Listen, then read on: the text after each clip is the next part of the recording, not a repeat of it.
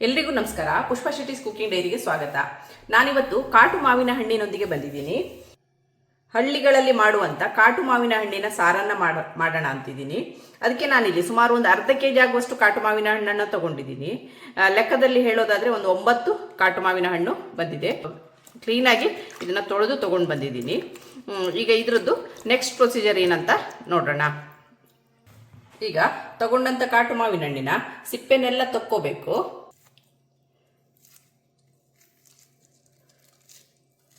ಸಿಪ್ಪೆನೆಲ್ಲ ತೆಗೆದು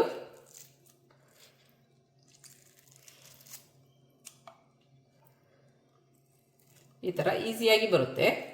ಈ ಥರ ಸಿಪ್ಪೆನೆಲ್ಲ ತಕ್ಕೋಬೇಕು. ವೀಕ್ಷಕರೇ ನೋಡಿ, ಎಲ್ಲ ಕಾಟು ಮಾವಿನ ಹಣ್ಣಿನ ಸಿಪ್ಪೆಯನ್ನು ತಗೊಂಡಿದ್ದೀನಿ. ಇದನ್ನು ಸ್ವಲ್ಪ ಹೀಗೆ ಹಿಚ್ಕೋಬೇಕು. ಆಗ ಉಪ್ಪು ಖಾರ ಎಲ್ಲ ಚೆನ್ನಾಗಿ ಇದಕ್ಕೆ ಹಿಡಿಯುತ್ತೆ. ಇದಕ್ಕೆ ನಾನು 4 ಮಾವಿನ ಹಣ್ಣಿನ ಸಿಪ್ಪೆಯನ್ನು ಹಾಕ್ತಾ ಇದ್ದೀನಿ.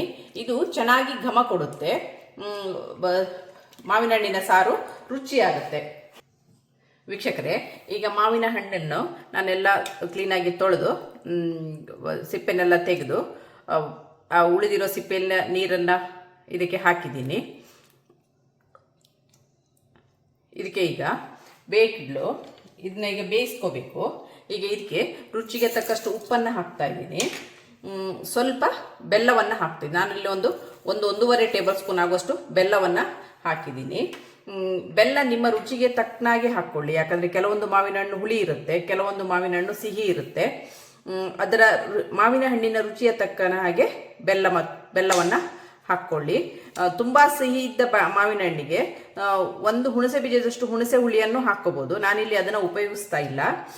ಇದು ನಾನಿಲ್ಲಿ ಸ್ವಲ್ಪ ಬೆಲ್ಲ ಸ್ವಲ್ಪ ಉಪ್ಪನ್ನು ಹಾಕಿ ಬೇಕಿಡ್ತಾ ಇದ್ದೀನಿ. ಈಗ ಇದನ್ನು ಬೇಕಿಡೋಣ. ಈಗ ಇದನ್ನು ಬೇಕಿಟ್ಟಿದ್ದೀನಿ. ಇದು ಚೆನ್ನಾಗಿ ಕುದಿಲಿ. ನಂತರ ಇದಕ್ಕೆ ಕೆಲವೊಂದು ಮಸಾಲೆಗಳು ಬೇಕು. ಏನೇನು ಬೇಕಂತ ನೋಡೋಣ. ಮಸಾಲೆನೆಲ್ಲ ಹುರ್ಕೊಂಡು ರುಬ್ಕೊಂಡು ಬರೋಣ. ವೀಕ್ಷಕರೇ, ನಾನಿಲ್ಲಿ ಕಾಟು ಮಾವಿನ ಹಣ್ಣಿನ ಗಸಿಯನ್ನು ಮಾಡಲಿಕ್ಕೆ ಒಂದು 1/4 ಟೀ ಸ್ಪೂನ್ ಮೆಂತ್ಯವನ್ನು ತೊಗೊಂಡಿದ್ದೀನಿ. 2 ಟೀ ಸ್ಪೂನ್ ಆಗುವಷ್ಟು ಉದ್ದಿನಬೇಳೆ, ಒಂದು ಅರ್ಧ ಟೀ ಸ್ಪೂನ್ ಜೀರಿಗೆ, 2 ಟೀ ಸ್ಪೂನ್ ಕೊತ್ತಂಬರಿ ಬೀಜ, ಹಾಗೂ ಒಂದು 15 ಬ್ಯಾಡಿಗೆ ಚಿಲ್ಲಿನ ತೊಗೊಂಡಿದ್ದೀನಿ. ಹಾಗೂ 3/4 ಕಪ್ಪು ತೆಂಗಿನಕಾಯಿ ತುರಿನ ತೊಗೊಂಡಿದ್ದೀನಿ. ಇಲ್ಲಾಂದರೆ ಅರ್ಧ ಗಡಿ ತೆಂಗಿನಕಾಯಿ ತುರಿನ ತೊಗೊಂಡಿದ್ದೀನಿ. ಒಂದು ಅರ್ಧ ಟೀ ಸ್ಪೂನ್ ಆಗುವಷ್ಟು ಹಳದಿ, 2 ಕರಿಬೇವಿನ ಎಸಳನ್ನು ತೊಗೊಂಡಿದ್ದೀನಿ. ಇಲ್ಲಿ ನಾನು ಒಂದು ತವವನ್ನು ಬಿಸಿ ಇಟ್ಕೊಂಡಿದ್ದೀನಿ. ಅದಕ್ಕೆ 1 ಟೀ ಸ್ಪೂನ್ ಆಗುವಷ್ಟು ತೆಂಗಿನ ಎಣ್ಣೆಯನ್ನು ಹಾಕಿದ್ದೀನಿ. 1/4 ಟೀ ಸ್ಪೂನ್ ಆಗುವಷ್ಟು ಮೆಂತೆಯನ್ನು ಹಾಕ್ತಾ ಇದ್ದೀನಿ. ಫ್ಲೇಮು ಲೋ ಅಲ್ಲಿರಲಿ. ಮೆಂತೆ ಸ್ವಲ್ಪ ಹುರಿದಾಗಕ್ಕೂ 2 ಟೀ ಸ್ಪೂನ್ ಆಗುವಷ್ಟು ಉದ್ದಿನ ಬೇಳೆಯನ್ನು ಹಾಕಿ ಹುರ್ಕೊಳ್ತಾ ಇದ್ದೀನಿ. ಉದ್ದಿನ ಬೇಳೆ ನೋಡಿ ಸ್ವಲ್ಪ ಕಂದು ಬಣ್ಣಕ್ಕೆ ತಿರುಗ್ತಾ ಇದೆ. ಈ ಹಂತದಲ್ಲಿ 2 ಬೇವಿನ ಗರಿಯನ್ನು ಹಾಕ್ತಾ ಇದ್ದೀನಿ. ಇದು ಚೆನ್ನಾಗಿ ಹುರ್ಕೊಳ್ಳೋಣ.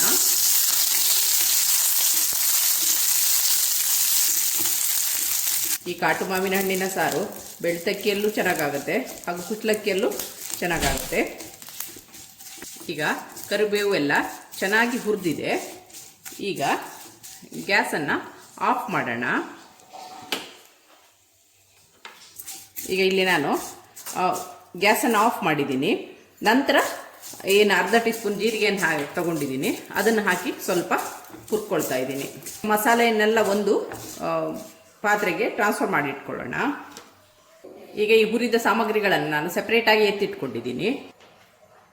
ಮತ್ತೆ ಗ್ಯಾಸನ್ನು ಆನ್ ಮಾಡಿ ಆ ಉಳಿದ ಎಣ್ಣೆಯಲ್ಲಿ ಇಲ್ಲಿ ಒಂದು 15 ಬ್ಯಾಡಿಗೆ ಚಿಲ್ಲೆಯನ್ನು ಹಾಕಿ ಸಣ್ಣ ಉರಿಯಲ್ಲಿ ಚಂದ ಗರಿ ಗರಿ ಆಗುವ ತನಕ ಹುರ್ಕೊಳ್ಳೋಣ.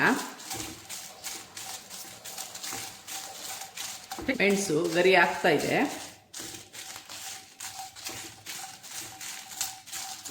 ಈಗ ಮೆಣಸು ಗರಿ ಗರಿಯಾಗಿ ಚೆನ್ನಾಗಿ ಹುರಿದಿದೆ. ಈಗ ಈ ಹಂತದಲ್ಲಿ 2 ಟೀ ಸ್ಪೂನ್ ಕೊತ್ತಂಬರಿಯನ್ನು ಹಾಕಿ ಚೆನ್ನಾಗಿ ಹುರ್ಕೊಳ್ತಾ ಇದ್ದೀನಿ.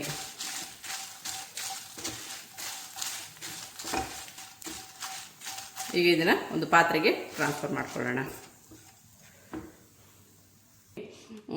ಮೆಣಸು ಮತ್ತು ಕೊತ್ತಂಬರಿ ಹುರಿದಿದ್ದನ್ನು ಒಂದು ಪ್ಲೇಟಿಗೆ ತೆಗೆದಿದ್ದೀನಿ. ಈಗ ಇದೇ ಬಾಣಲಿಗೆ ಇದೇ ತವಕ್ಕೆ ತೆಂಗಿನಕಾಯಿ ತುರಿನ ಹಾಕಿ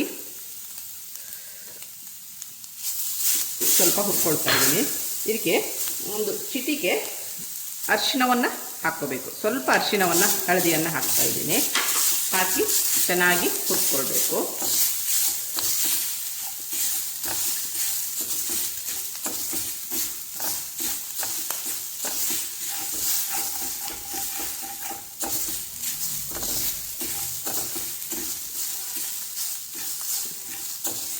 ಇದು ಪಸೆ ಬಿಡೋ ತನಕ ಇದನ್ನು ಹುರ್ಕೋಬೇಕು ಚೆನ್ನಾಗಿ.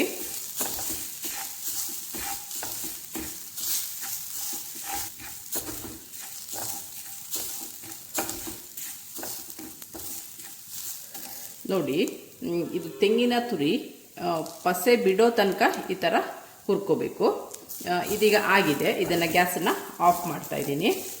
ವೀಕ್ಷಕರೇ, ಈಗ ಹುರಿದಂಥ ಮಸಾಲೆ, ಇದು ತೆಂಗಿನಕಾಯಿ ತುರಿನ ಇದು ಮಿಕ್ಸಿಗೆ ಹಾಕಿದ್ದೀನಿ. ಹಾಗೂ ಮೆಣಸು ಮತ್ತು ಕೊತ್ತಂಬರಿನೇನು ಹುರಿದಿಟ್ಕೊಂಡಿದ್ದೀನಿ, ಅದನ್ನು ಸಹ ಇದಕ್ಕೆ ಹಾಕ್ತಾ ಇದ್ದೀನಿ. ಇದನ್ನು ನುಣ್ಣಗೆ ರುಬ್ಕೋಬೇಕು. ವೀಕ್ಷಕರೇ, ತೆಂಗಿನ ತುರಿ, ಮೆಣಸು ಮತ್ತು ಕೊತ್ತಂಬರಿನ ಈ ಥರ ನುಣ್ಣಗೆ ರುಬ್ಬಿದ್ದೀನಿ. ಇದಕ್ಕೆ ಈಗ ಉದ್ದಿನಬೇಳೆ, ಮೆಂತ್ಯ, ಕರಿಬೇವು, ಜೀರಿಗೆಯನ್ನು ನಾನು ಹುರಿದಿಟ್ಕೊಂಡಿದ್ದೀನಿ ಫಸ್ಟಿಗೆ. ಅದನ್ನ ಈಗ ಹಾಕಿ ಸ್ವಲ್ಪ ತರಿಯಾಗಿ ರುಬ್ಬಬೇಕು. ತುಂಬ ನುಣ್ಣಗಾಗಬಾರ್ದು. 2 ಸಾರಿ ಪಲ್ಸ್ ಮಾಡಿದರೆ ಸಾಕು, ತುಂಬ ನುಣ್ಣಗೆ ಆಗಬಾರ್ದು. ಈಗ ಇದನ್ನು ಹಾಕಿ ಸ್ವಲ್ಪ ಪಲ್ಸ್ ಮಾಡ್ಕೊಂಡು ಬರ್ತಾ ಇದ್ದೀನಿ. ಉದ್ದಿನಬೇಳೆ ಮತ್ತು ಮೆಂತ್ಯ, ಜೀರಿಗೆಯನ್ನು ನಾನು ಹುರ್ಕೊಂಡಿದ್ದೀನಿ. ಅದನ್ನು ತುಂಬ ನುಣ್ಣಗೆ ಮಾಡಿಲ್ಲ, ಈ ಥರ ತರಿಯಾಗಿ ರುಬ್ಕೊಂಡು ಬಂದೀನಿ. ಅದು ಉದ್ದಿನಬೇಳೆ ಎಲ್ಲ ಬಾಯಿಗೆ ಸಿಕ್ಕಿದ್ರೆ ಚೆನ್ನಾಗಾಗುತ್ತೆ. ಈಗ ಇದ್ರದ್ದು ನೆಕ್ಸ್ಟ್ ಪ್ರೊಸೀಜರ್ ಏನಂತ ನೋಡೋಣ. ನಾನು ಏನು ಮಾವಿನ ಹಣ್ಣನ್ನು ಬೇಕಿಟ್ಟಿದ್ದೀನಿ, ಅದು ಚೆನ್ನಾಗಿ ಬೆಂದಿದೆ. ಈಗ ನೋಡಿ, ಇದು ಅದರದ್ದು ಸಿಪ್ಪೆ ಎಲ್ಲ ಹಾಕಿರೋದ್ರಿಂದ ಘಮ ತುಂಬಾ ಚೆನ್ನಾಗಿ ಬರ್ತಾ ಇದೆ. ಇದೀಗ ಆಗಿದೆ. ಈಗ ಇದಕ್ಕೆ ರುಬ್ಬಿದ ಮಸಾಲೆಯನ್ನು ಹಾಕೋಣ.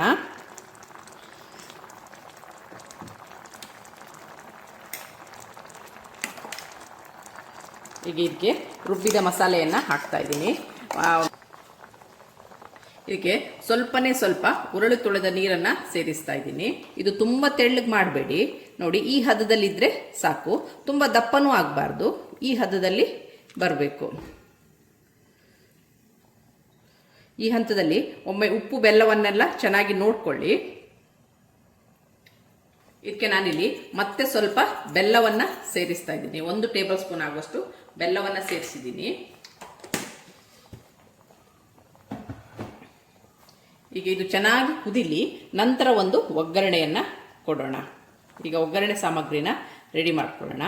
ಇದು ಚೆನ್ನಾಗಿ ಕುದಿಲಿ.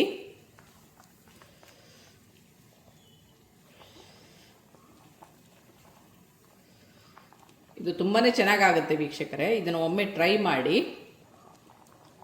ಇದಾಗಿರುತ್ತೆ ಇವತ್ತಿನ ನನ್ನ ಡೈರಿಯ ರೆಸಿಪಿ. ಹಾಗೂ ನಿಮಗೆ ನನ್ನ ರೆಸಿಪಿ ಇಷ್ಟವಾದಲ್ಲಿ ಪುಷ್ಪಾ ಶೆಟ್ಟೀಸ್ ಕುಕಿಂಗ್ ಡೈರಿ ಇದಕ್ಕೆ ಒಂದು ಲೈಕ್ ಕೊಡಿ, ಶೇರ್ ಮಾಡಿ, ಕಮೆಂಟ್ ಮಾಡಿ. ಸಬ್ಸ್ಕ್ರೈಬ್ ಆಗಿಲ್ಲ ಅಂದರೆ ಸಬ್ಸ್ಕ್ರೈಬ್ ಆಗಿ. ಹಾಗೂ ನಿಮ್ಮ ಫ್ಯಾಮಿಲಿ ಮತ್ತು ಫ್ರೆಂಡ್ಸ್ಗಳ ಜೊತೆನೂ ಹಂಚಿಕೊಳ್ಳಿ. Thanks for watching. ಈಗ ಇದು ಚೆನ್ನಾಗಿ ಕುದೀಲಿ. ಅಷ್ಟರಲ್ಲಿ ಒಂದು ಒಗ್ಗರಣೆಗೆ ರೆಡಿ ಮಾಡ್ಕೊಳ್ಳೋಣ. ಇದಕ್ಕೆ ಒಂದು ಒಗ್ಗರಣೆಯನ್ನು ಕೊಡೋಣ. ಈಗ ಒಗ್ಗರಣೆ ಸೌಟನ್ನು ನಾನು ಬಿಸಿಗಿಟ್ಟಿದ್ದೀನಿ. ಅದಕ್ಕೆ ತೆಂಗಿನ ಎಣ್ಣೆಯನ್ನು ಹಾಕಿದ್ದೀನಿ. ಈಗ ಅದಕ್ಕೆ ಒಂದು 3/4 ಟೀ ಸ್ಪೂನ್ ಅಷ್ಟು ಸಾಸಿವೆಯನ್ನು ಹಾಕ್ತಾ ಇದ್ದೀನಿ. ಇದು ಸಾಸಿವೆ ಚಟಪಟ ಅನ್ನಲಿ. ಸಾಸಿವೆ ಚಟಪಟ ಅಂತ ಇದೆ. ಈಗ 2 ಬೆಳ್ಳುಳ್ಳಿ ಎಸಳನ್ನು ಹಾಕ್ತಾ ಇದ್ದೀನಿ. ಜಾಸ್ತಿ ಹಾಕೋದು ಬೇಡ, ಜಾಸ್ತಿ ಹಾಕಿದರೆ ಬೆಳ್ಳುಳ್ಳಿದೆ ವಾಸನೆ ಬರುತ್ತೆ. 2 ಎಸಳು ಸಾಕು. ಈಗ 1 ಕೆಂಪು ಮೆಣಸನ್ನು ಕಟ್ ಮಾಡಿ ಹಾಕಿದ್ದೀನಿ. ಇದೀಗ ರೆಡಿ ಆಗಿದೆ ವೀಕ್ಷಕರೇ. ಇದಕ್ಕೆ ಈಗ ಒಗ್ಗರಣೆಯನ್ನು ಹಾಕೋಣ. ಹಾಕಿ ಗ್ಯಾಸನ್ನು ಆಫ್ ಮಾಡೋಣ. ಇದು ತುಂಬಾ ರುಚಿಯಾಗಿರುತ್ತೆ. ಇದನ್ನ ಒಮ್ಮೆ ಟ್ರೈ ಮಾಡಿ. Thanks for watching.